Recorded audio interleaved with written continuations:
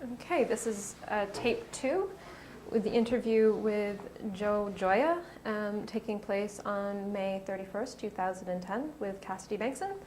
And so we were just, we're reviewing your career experience and Yes. Your parents' back and forth between Italy and Toronto. I just wanted to ask you a sort of separate question. Did you ever I mean, I know you had you were really strong in English when you came, and given your experience with the English classes, but I'm just wondering, like, as a immigrant in Toronto, did you find there were any points where you felt any form of discrimination or felt any kind of compartmentalization because of your background? Because, No. We had a little difficulty because at the time, it's the same as what we do today. We kid about the Oriental people, Indian people. They were kidding about us. Some people would call us WAPs. WAP, WAP means in Italian means a smart cookie, but they meant like when I said W, when people, what they call something else. For a few years, for a couple of years, but not everyone. Because if you go look after yourself, this is why I was determined.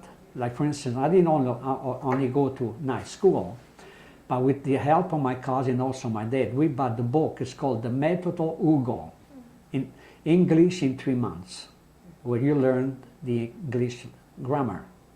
Okay, I wanted to make sure at the time that if somebody was trying to kid me or do something else, when you're determined to succeed, nothing will stop you.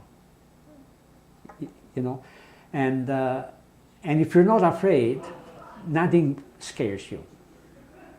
Okay? So I was determined. I enjoyed being here. I was determined. Like, for instance, when I took the English, the license for real estate, because you have to be licensed to the registrar, okay, and Business Act. It's a lot of things that being only on grade 5, it's not easy. But I was determined at the end of the course, the 3-week course, that I would pass with honors. So I made sure that I studied. So if you want to do things, if you maybe are sick or impossible to do, fine, but there's no excuse. If you want to do things, you do them. And this is why, this is the way, I'm very proud. And I don't want to brag about it, but what I did, I never had any help. I did it on my own. Some people tell me, well, you were fortunate. When we had the real estate office, for instance, I used to conduct seminars. We used to go with Century 21 sometimes. And they wanted to find out, oh, Joe is lucky. Every time, sometimes once a week or twice a week, I'll put 2 sales on the board. Okay, like, for instance, in 1988, I sold over $30 million worth of real estate when I retired. They used to say, Joe and John, a couple of other guys said they're lucky. They're not lucky because while they were at the coffee shop complaining about things, we were knocking doors. We were doing things, and that comes by working hard. You get lucky. And that's like anything else. And I mean, everything else, Dave. So, and this is why it's hard. The beginning is hard, especially when you're young, But it's always willpower, and you will overtake the fear or doubts or being scared that you're being rejected. You know what I mean? You get over it. Yeah. And sorry, to go back, you became a real estate agent in what year was it that you did you got your certification to be a real estate agent? Which one, dear?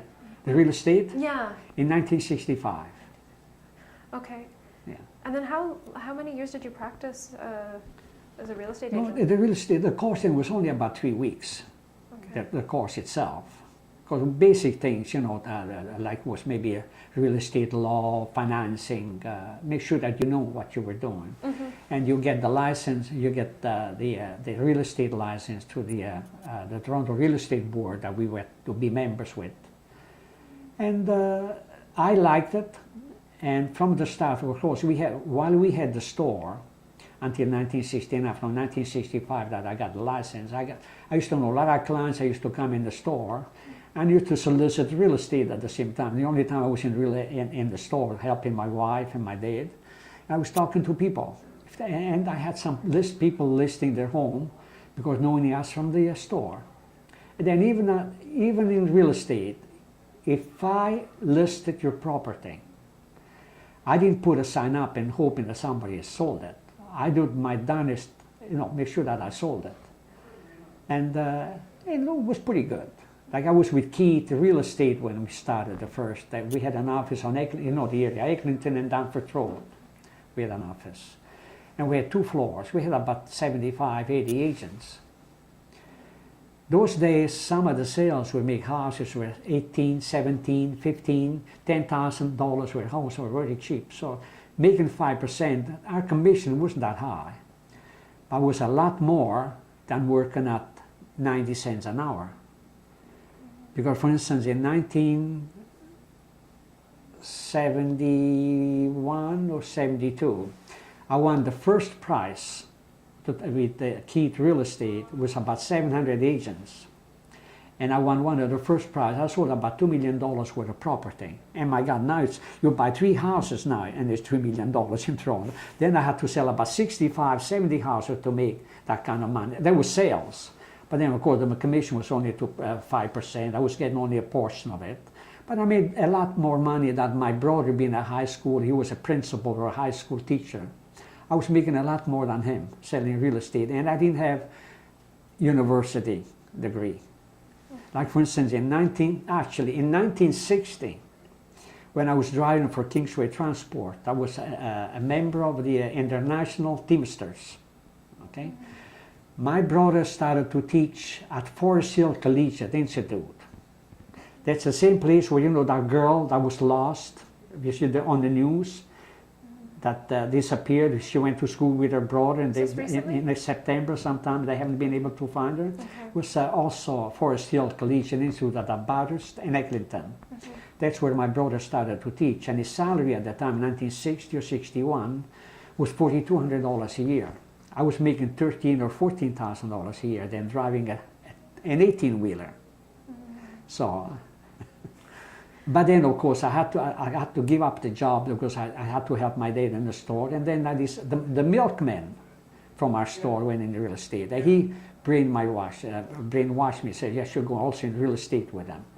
So I joined the real estate. So was it mostly because of the wage you would be earning as a real estate agent? Well, in real estate, there was no salary. You were on your own. Like you were paid a commission.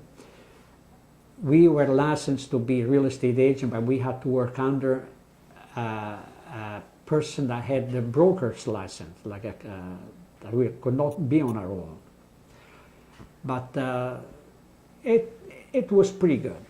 We had no salary, so we didn't know, like I said, my son and my daughter. My son was born 1959. Mm-hmm. My daughter was born 1962.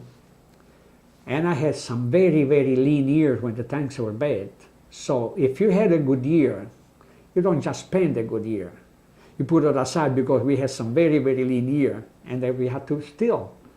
But in the long run, a little bit of luck, a little, We're here. I'm back at St. Jude at Pier 21. Yeah.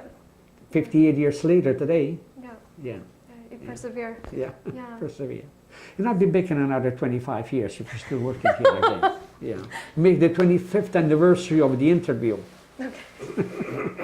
Do I make myself clear, Dave? Something else to celebrate. Yeah. I'll come and see Dave for the 25th anniversary. Yeah. Yeah. Okay. Now, but just to go back, we didn't talk about your wife's arrival. Okay. And we went about my wife Dolores. We went to public school together in Italy because it was a small town.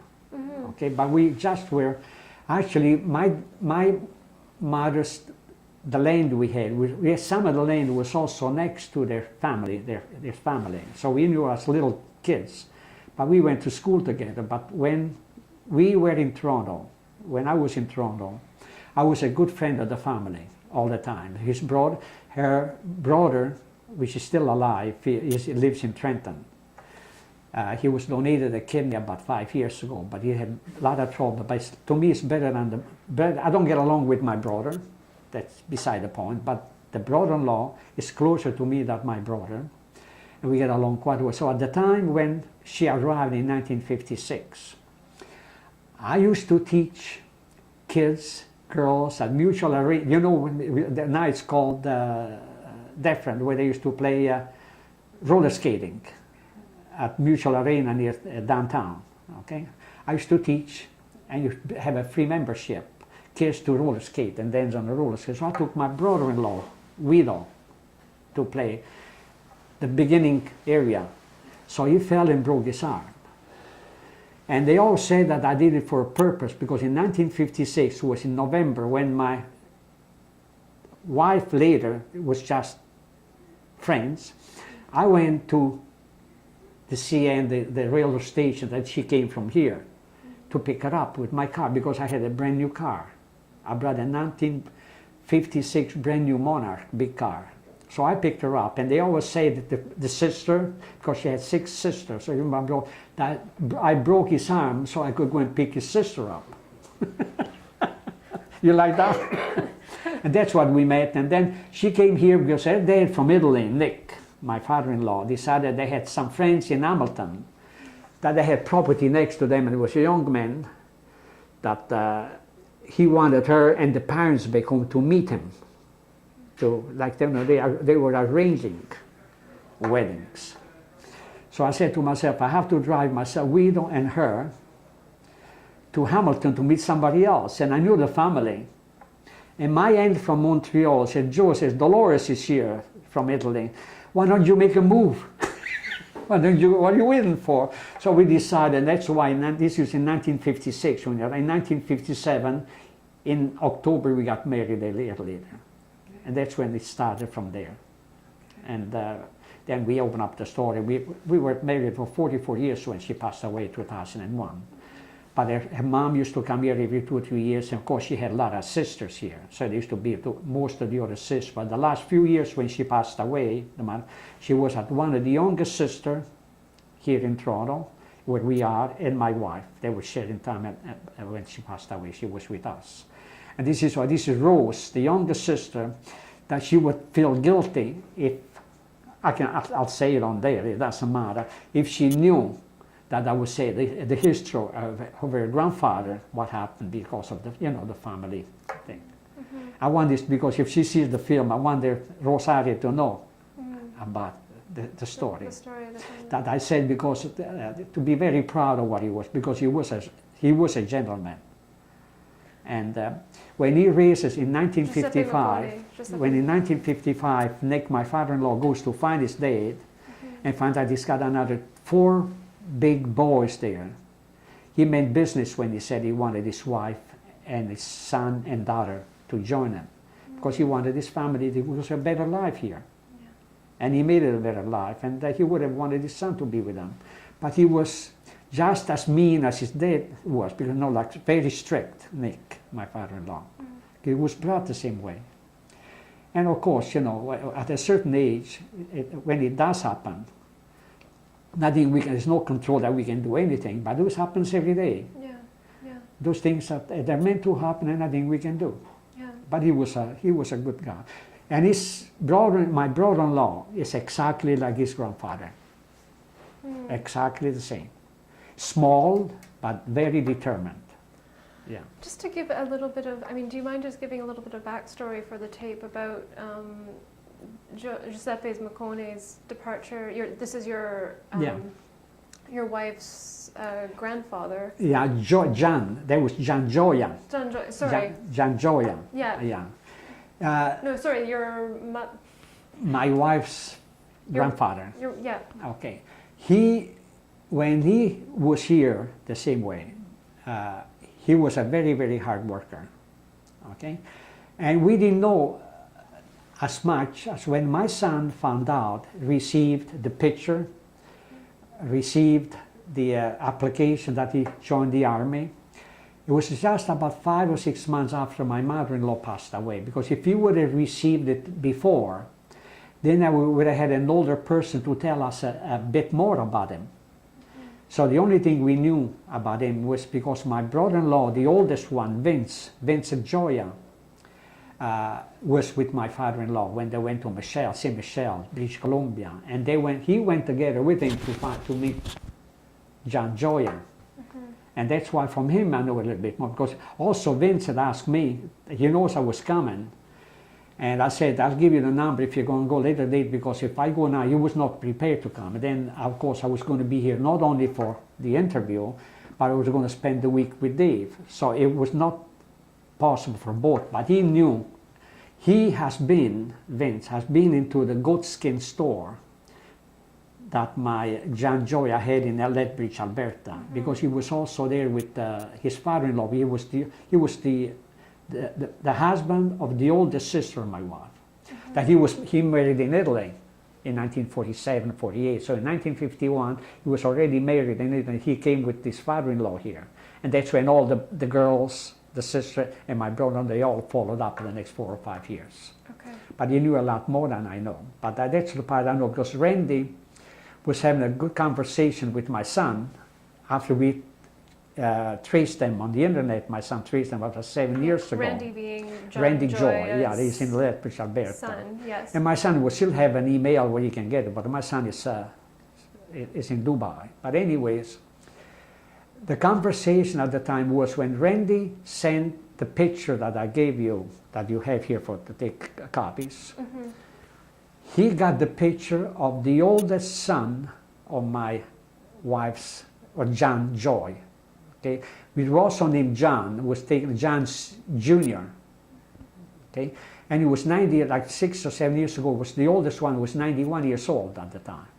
Okay, he was the only one alive out of the 4 step-brothers that my father-in-law had here in Canada. He was the only one. It was the oldest one, and the only one alive, because Randy's dad was Anthony, was born 1920. He also passed away. And then Randy himself, he must be, at a later date, I don't know how, but through my son I could find out what he does and what he do. But he was the one that gave all this information to my son.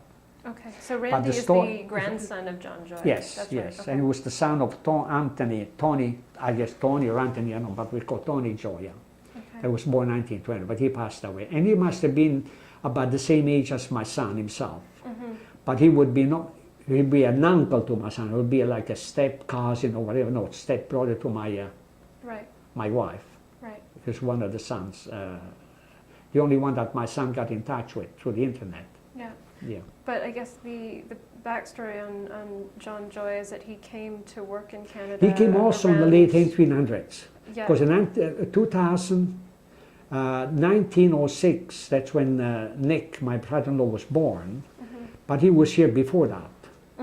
Okay, he had been here and went back home. What they used to do at the time, like 4 or 5, they used to get together and they came here to work for 2 or 3 years, a couple of years, then they go back home. I don't know how many times. That's why you notice maybe Giuseppe Micone so many times, because he had entered here, and I'm pretty sure that some of the times he has entered, if he entered through New York, sometimes he used to come through New York, you might not even have it here. Yeah. But I know that he was here. The last time I know was in 1930s, right after the Depression. That's the part I know from my dad, because he was making good money with the Canadian Pacific.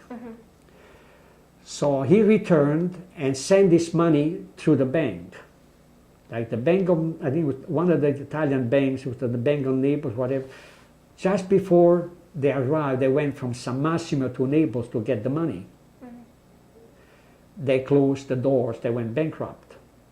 And the money, I don't know, it's 14 or 15, I don't know the amount, but not that much. But he got 25 or 30 cents on the dollar back from them the last time. And that's why I know that he came back when, right during the Depression. Yeah. But John Gioia, my wife's, he never came back. Like at the time he met his son, Nick, in 1951, the other 4, they were all big enough. For instance, in 1951, the youngest one was born 1920. He was 31 years old.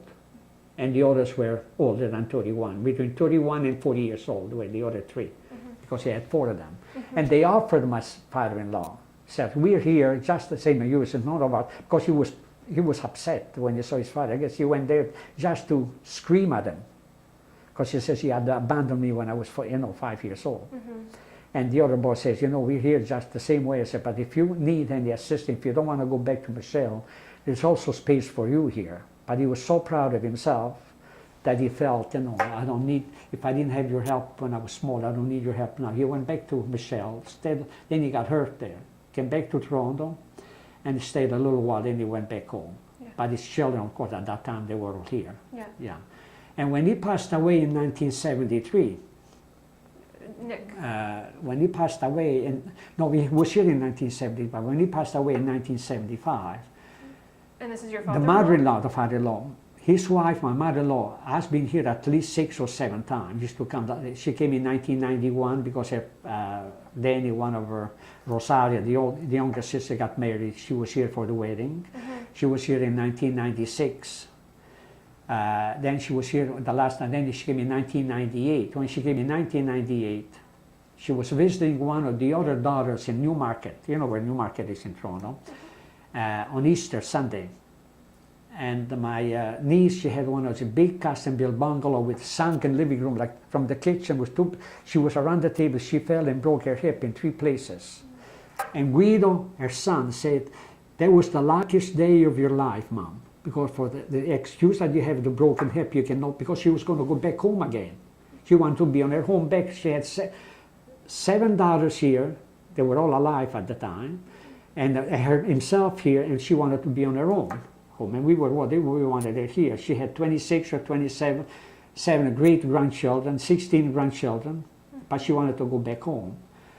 While she was in the hospital, I was lucky enough that I made an insurance, because she could not be insured. She was 85 when she arrived. There was no company, but ING Insurance from Florida gave me an exchange, like 4 months insurance.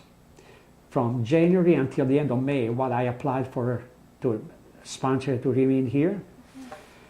But they would only cover accident, not what she already had. So I had to call and get a medical file from her doctor back home. Whatever she already had, like pressure, kidneys, heart, if something happened, she would not be covered. But everything else, accident, she would. And lo and behold, she fell at her niece's house and she broke the hip in 3 times, and all the bills, they were all covered by the insurance. It cost me $1,200 to insure for 4 months. The bills that I received at my home, that they were paying, and gave me confirmation of what they had paid. It came to over $50,000 that they paid. That we would have to pay then. It was it was big money to pay. So it was covered. And then finally she was approved. And she remained here. Now, I want to come back to your career, and I think we're getting close to wrapping things up.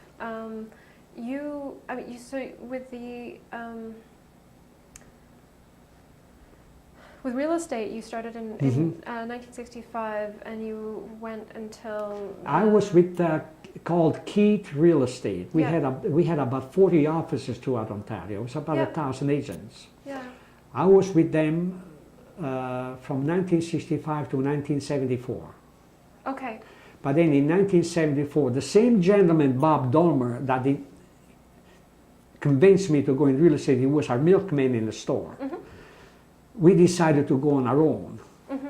So we started Match. We used to match people with homes. Match Realty we started. And we stole the secretary, the assistant secretary, and about 20 agents we stole from the office we were working, because they liked us. They came to our office, and we started Match Realty in 1974. Okay. And we had and I was with, from 1974 with Match Realty, I was a partner. It was 4 partners, myself, Bob Dolmer, he's retired, and the company is still run by Peter Fever. He's from Corner Brook, Newfoundland. He was my partner. I always talk with him. He's a manager, because the company was sold. We sold it to another company, but he's managing one of the offices, which was our office. And I retired in 1988. When we brought my mother here in 1987, they needed assistance. I had a good year, So I retired, it was time to pack. So I didn't just retire. That's when I went back to work, because when I was in real estate, I told Dave, we had time 3, sometimes 4 times a week, early in the morning, we were playing golf.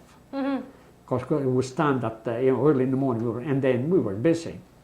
But in 1988, I had a good year. Then my mom came here. My first grandson was born the 4th of February from my son. And of course, they were both working at IBM, my son and my daughter-in-law. And we decided that my wife wanted to carry more than she could handle. We had my dad with me. I had my mother was sick with me, like invalid. We had to feed her with a syringe because she could not swallow. I helped my wife, my dad, change diapers to help, because we were believers that you should not, if they look after you, like we used to say at one time, 100 kids are looked by one mom, okay? But 100 kids cannot look after the mom. You know what I mean? We had the belief to look after them, because they were our parents. But it wasn't easy. Because when my son and the first grandson was born, I was helping him. He was 6 months old in August when my daughter-in-law went back to work. We used to babysit him. Then another son was born, my son, and we used to babysit him. I had my dad was old, my mother at home, and I used to be around the house to help them. Then my mother-in-law used to come in for a holiday. We used to help her. And then I decided to help her around the house. And it's, Sounds like a full-time job. It was a full-time job, but I quit where I was making money, and I went where I was working and not making any money. Did I say right? You get my drift? Okay. And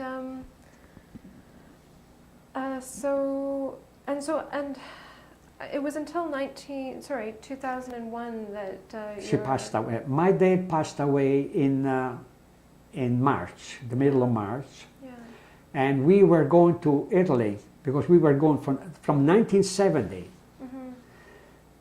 I used to take the kids the summertime, because I had the possibility to do it. I used to take the kids like July and August to Italy. We had a beautiful home. Yep. Used to take the kids, my wife, and visit my dad and my mom and my mother-in-law. They were all home, and used to go myself, my wife, and the kids back home almost every year. We used to go with the kids. And so when they came here, of course, and the kids were small. They had I used to babysit the 2 grandchildren. Then my daughter got married. We had a grandchildren for her too, and so we were babysitting kids and older people. But when it came March, my dad would have been 94 in August, and he passed away. He was sick and passed away. 3 months later, in August, we were going to Italy. Like I said, we were going every year. I didn't feel good at the end of the month, July, so we decided we're not going this year. I had problems. I had surgery. If we would have gone the end of August, I wasn't feeling well, but that's the year that my wife passed away. She was going for 4 years. She went through tests. She changed 4 different heart specialists because of the symptoms she had. There was something wrong with her heart, but they could not find anything. She went through a stress test. They went through. You have no idea. Well, the 4th one decided that they were going to keep her at the hospital. And it would have been the 9/11, the 11th of September. She would have been the 10th, the 11th, and the 12th. 3 days. They were going to keep her at the hospital. And Dr. Acker decided to have some special tests, because she was convinced that something wasn't right. And she passed. She had a massive heart attack. Like every time she was not feeling well. I said, we had 2 grandchildren at the time, my daughter's girl and son of my daughter, Stephen and Lauren. And Loblaws, the big Loblaws on Macon opened up that day. So Stephen said, no, let's go and buy a chicken, the same chicken. So they had them on special. So we made the salad at home. And she didn't believe, she believed on cooking at home. But the kids said, we went to buy the chicken. We made the salad, we were at the table, and she said, Joe, I have something strange I'm feeling. Immediately I said, you want to go to the hospital? She said, yes. She never wanted to go to the hospital. She said, yes, I want to go. We left everything on the table. I didn't call the ambulance because how long are we from this hospital there? About 2.5 kilometers. By the time I would have dialed and the ambulance would have arrived, I was already there. I went through it was one red light, but I watched there was no traffic. I just sped up. Within less than 2 minutes, we were at the hospital. They gave her an injection because it was a big blockage, a big flap like a heart, the artery clot blocked the artery. So they gave her a syringe and they burst it, they opened up. But about 6 hours later, came back again. The doctor was 5 or 6 doctors around here who were trying to save, but it was the time. She just left. Yeah. 3 months after my dad left me, and I was left with the cat. Sylvester, which is still there, answers the telephone. If I'm not home, she says, Sylvester speaking. Can I help you? Mr. Gioia is unavailable at the moment. Well, she answered when David called one time. It must have been an extremely difficult time. Okay. It must be extremely So I said to difficult. myself, I can't wait to tell my story to Cassidy. Okay. And just the past few years, just tell me about It's you have to have a lot of strength, yeah. because when you're married, we've been talking. This is something normal. Yeah. There's a lot of companions out there, but to find the right person, to be alone, is very, very hard. Very, very lonely time. So you have to give yourself strength and keep moving. I belong to 2 or 3 different clubs. I belong to the Knights of Columbus at the church. I am one of the ushers. I help them sometimes. I belong to 4 or 5 different clubs. I'm not a dancer like this guy we went at the Red Rooster yesterday. He can move this different dance. I do the different ones. I know the tango, waltzers, polkas, but they do some fancy stuff.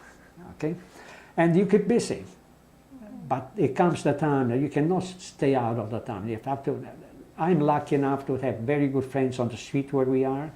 Like the neighbors, if they don't see my car on the driveway, my phone rings. My daughter phones me every day. My son phoned. Yesterday I was talking to my son in Dubai. I had Dave said hello to him. In touch with him all the time.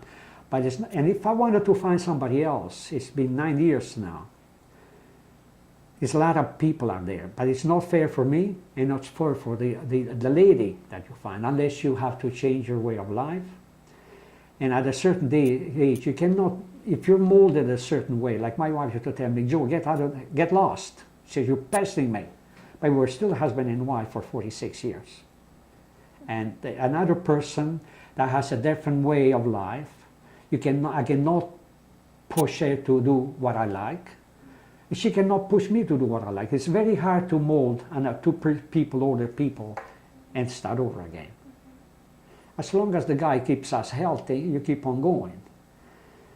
But it would be very, very nice to find a person, not for anything, but just that real good companionship. And then out there's lots of them, but how do you find them? The ones that search for are the ones that, I want to say the word, we say in diet, the ones that they think you have a little bit of money and they want to milk you. Get the idea? But the real person, I couldn't care less if they had millions or I don't want their money. You don't need money. But the good people is hard to find. That's why when I came here and I said I went to Dave, I told Dave and somebody else, my house is open. If I'm not at home, the keys are there for you at any time you want to come. Those are friends you like to keep. And if you don't have those at my age without a wife, it'll be a sad part of life too. The only thing that fears me, it's if something happening, like a friend of mine, who's at the same stage as me, but his wife passed away about 10 years ago. One of his daughters is a professor at University of Bari in Italy. Her son-in-law is a surgeon, oral surgeon. One daughter is here, her husband is very busy with 2 small kids. He lived alone by Bellamy and Eglinton area. He had a stroke about 5 years ago. Now, his daughter was calling him all the time because he was always going around. She felt he's out somewhere. Didn't find him on a Monday. Then phones again the following day, no answer. So the 3rd day, she phones her aunt, his sister in Mississauga, said, I'm calling my dad.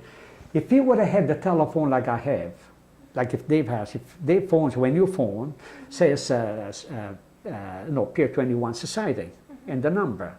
But he has just a regular phone. If he would have had a phone like that, then his daughter would have said, how come he sees my number, he's not calling me back? She would have been alerted on Monday.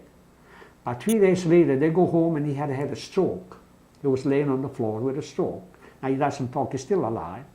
This is the fear that you have when you reach a certain age. If something happened in the middle of the night. For instance, about 3 months ago, I was taking the recycling cans, plastic cans out.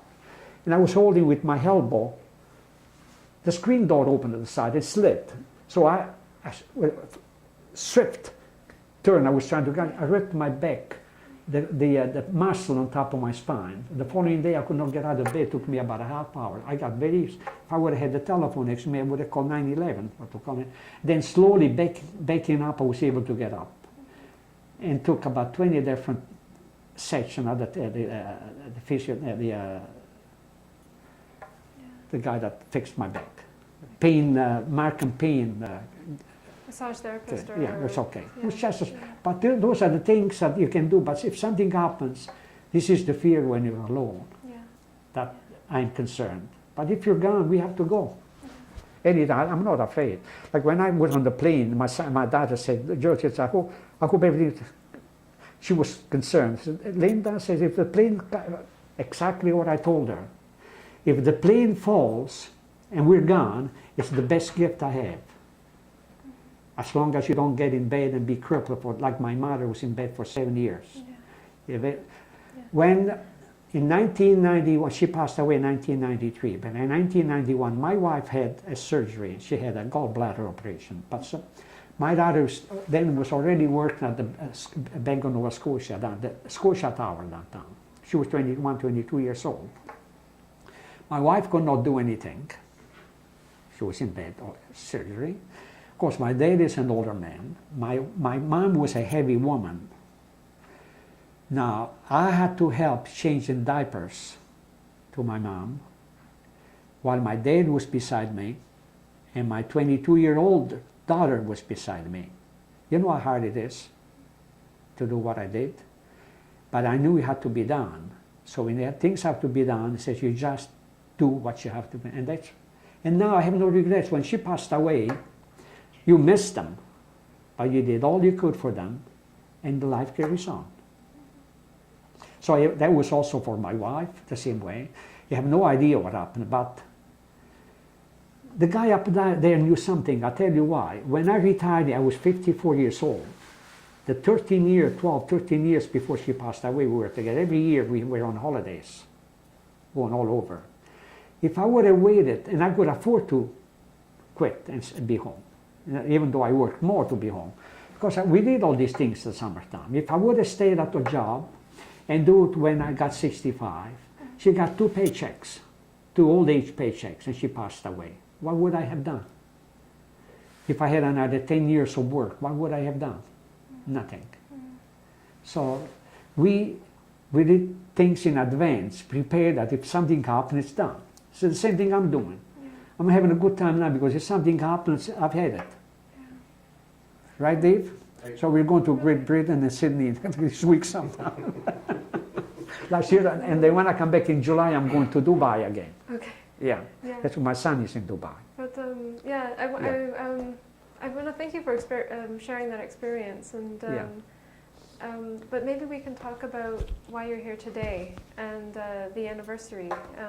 I mean, today's a very special day for you, and it is the anniversary of your arrival. I had something strange through my stomach when we parked into the parking lot. I had something really strange happen when I was to the parking lot. I said to myself, it's been 58 years, and I have never punched a card. I always tried to survive and do it on my own. And here I am today, retired at 22 years today. I'm still okay. So I did something good. Right? Something was good. Actually, the gentleman at the parking booth there made us the day. When he said we were coming for an interview, then we go right ahead. It was cash to pay in to get in. We didn't have to pay anything. He says, go in. And he made our day. And you know what Dave says? He says, I wish we would have known. We would have brought him a cup of coffee. Yeah. Yeah. No, it's. I mean, Yeah. they understand. They Yeah. understand why The people are part coming that I'm back. proud of, Yeah.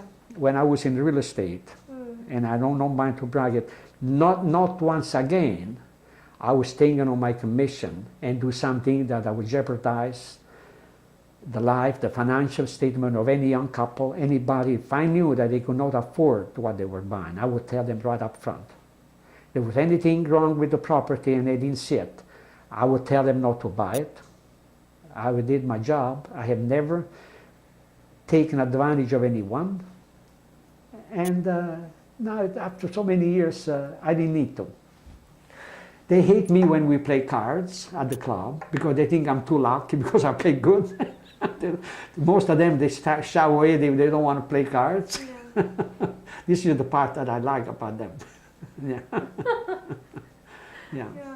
But- And what made you decide to come back to visit? on Well, I this told day? that when he was in my house in Toronto, Yes. he was there. I said that I want one day I want to go back. I'm going to go back to Halifax. I want to see Pier 21.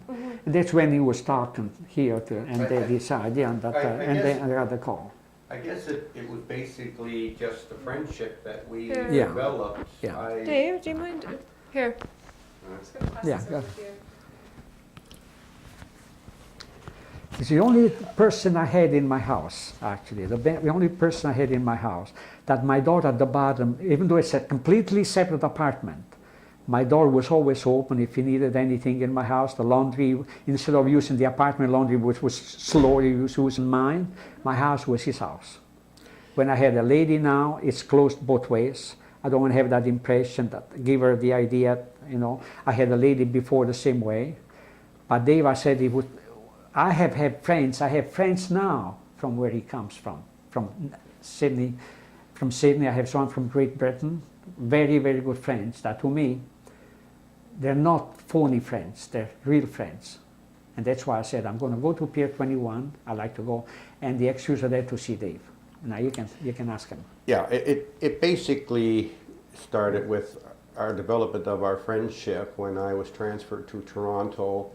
I needed a place to live, and Joe and I came across each other, and Yeah. I moved into the basement suite, and we just hit it off. And Yeah. of course, being from Nova Scotia and living originally in Sydney, but I had a keen interest in Pier 21 because I had introduced somebody else that I had met who was an immigrant from England about 10 years ago. So because of that, and then Joe and I started talking about when he came over to Pier 21, and we started talking about Pier 21 and how much it meant to him that he would always want it to come back. And I said, well, what's stopping you? So it happened that I ended up retiring and moving back to Halifax.